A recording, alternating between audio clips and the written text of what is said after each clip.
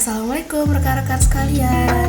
Hai, saya Salma Nalirsa, mahasiswa angkatan 2021 Program Studi Biologi Fakultas Sains dan Teknologi Universitas Negeri Jambi. Jadi kali ini, di video yang singkat ini saya akan mencoba membahas materi mengenai Islam di Indonesia. Bagaimana ya perkembangan Islam yang ada di Indonesia ini? Mari kita lihat pembahasannya. Baiklah, langsung saja kita ke materi yang pertama, yaitu mengenai sejarah masuknya Islam di Indonesia. Kalau mengaitkan tentang sejarah, jadi ada beberapa teori yang dikemukakan oleh para ahli mengenai sejarah masuknya Islam di Indonesia. Teori tersebut diantaranya ada teori Arab, teori India, teori Persia, teori Turki, dan juga teori Cina. Kelima teori ini merupakan teori yang paling populer mengenai kedatangan Islam di Indonesia. Mari kita bahas satu persatu. Pertama itu ada tentang teori Arab. Jadi teori ini menyatakan bahwa Islam datang di Indonesia langsung dari Arab pada abad ke-7 sampai dengan 8 Masehi. Teori ini didukung oleh Thomas W. Arnold, Al-Attas, Buya Hamka, Jajaniningrat, Mukti Ali, dan juga sebagainya. Jadi teori ini dia tuh menyatakan bahwa Islam datang langsung dari Arab dibawa oleh pedagang-pedagang Arab pada abad pertama Hijriah.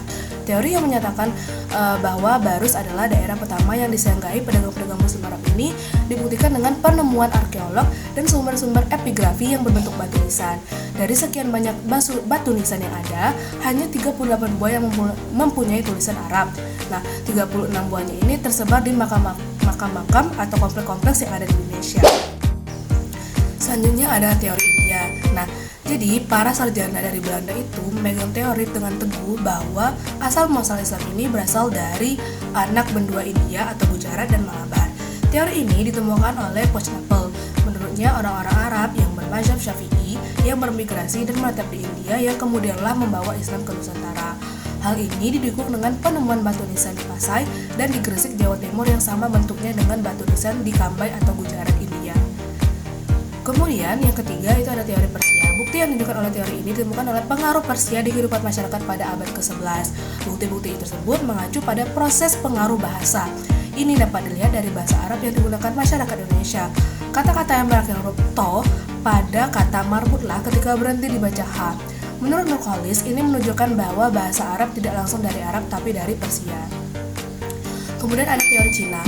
Menurut teori ini, Islam itu datang di Indonesia dibawa oleh pedagang-pedagang Muslim Cina melalui jalur perdagangan pada abad ke-7 sampai 8 Masehi. Adapun tempat yang pertama kali ditangi itu adalah daerah Pulau Sumatera.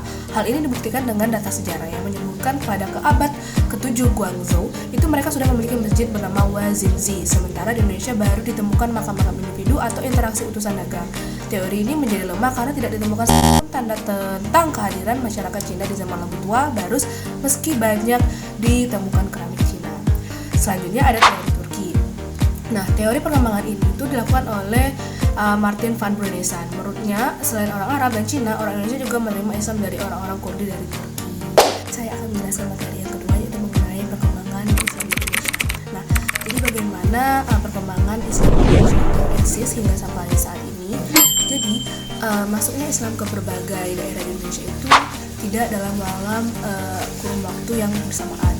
Namun para sejarawan itu sepakat bahwa Sumatera adalah daerah pertama yang ditatangi oleh Islam, kemudian berlanjut ke Tanah Jawa.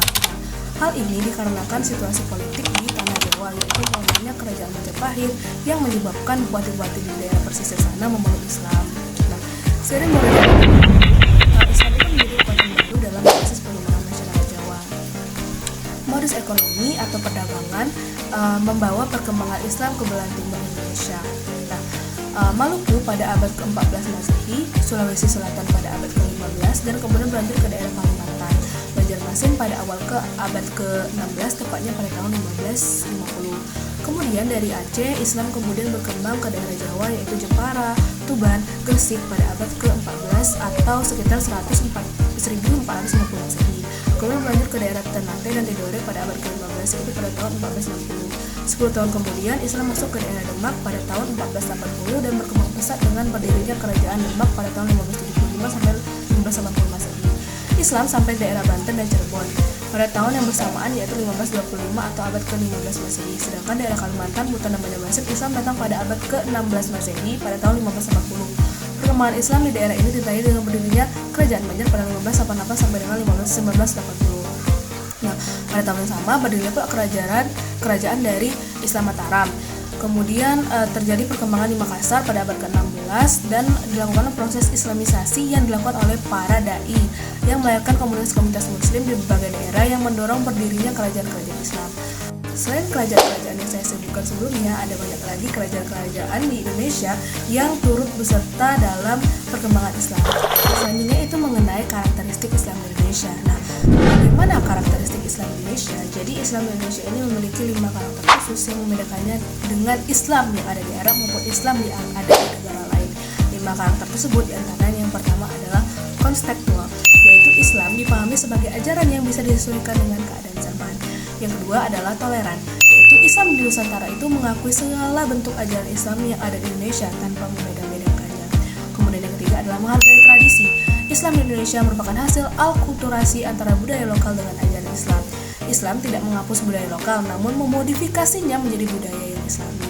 Kemudian ada yang progresif, yaitu suatu pemikiran yang menganggap kemajuan zaman sebagai suatu hal yang baik untuk mengembangkan ajaran Islam dan berdialog dengan tradisi pemikiran orang lain. Kemudian yang terakhir itu adalah membebaskan. Islam sebagai ajaran yang mampu menjawab problem-problem dalam kehidupan masyarakat. Islam tidak membeda-bedakan manusia. Dalam kacamata Islam, manusia dipandang sama, yaitu sebagai makhluk Tuhan. Islam Nusantara adalah cerminan dari ajaran Islam yang membebaskan pemeluknya untuk mencari hukum dan jalan hidup. Kemudian yang terakhir, bagaimana peran umat Islam dalam mewujudkan NKRI yang adil dan makmur? Jadi, ada beberapa peranan penting yang dapat dilakukan oleh umat Islam untuk menjaga dan mewujudkan NKRI yang adil dan makmur. Di antaranya adalah sebagai berikut. Yang pertama adalah mengenyam pendidikan dengan asas Islami. Pendidikan Islam memiliki peranan yang cukup besar dalam memberikan solusi atas berbagai problematika disintegrasi di atas. Pendidikan Islam harus memberikan pendekatan yang luas dalam menjawab krisis-krisis nilai kebangsaan tersebut. Hal ini bisa dilakukan dengan menghadirkan pendidikan Islam yang multidisiplin dan multidimensi, sehingga mampu menjangkau seluruh aspek kehidupan warga negara. Kemudian, umat Islam itu harus mereformasi sistem demokrasi politik, yakni pandangan yang menekankan bahwa untuk membangun demokrasi perlu ditekankan pada usaha yang demokratisasi yang memberikan impak pada kesejahteraan ekonomi. Revitalisasi bidang politik mesti sejajar dengan perbaikan ekonomi di masyarakat. Kemudian ada free public sphere atau ruang publik yang bebas, yaitu memberikan akses penuh terhadap kegiatan publik. Umat lain selain Islam berhak melakukan kegiatan mereka secara merdeka dalam menyampaikan pendapat, berserikat, berkumpul, serta mempublikasikan informasi kepada publik. Kemudian juga adalah toleransi, yaitu kesediaan dari umat untuk menerima pandangan-pandangan politik dan sikap sosial yang berbeda dalam masyarakat, sikap saling menghargai dan menghormati pendapat serta aktivitas yang dilakukan oleh seorang atau kelompok lain. Kemudian ada keadilan sosial atau social justice, yaitu keseimbangan dan pembagian yang profesional antara hak dan kewajiban serta tanggung jawab umat terhadap lingkungannya dengan orang lain maupun dengan Tuhan. Baik, mungkin itu saja materi yang dapat saya sampaikan pada video kali ini. Apabila terdapat kesalahan, saya mohon maaf. Saya akhiri. Wassalamualaikum.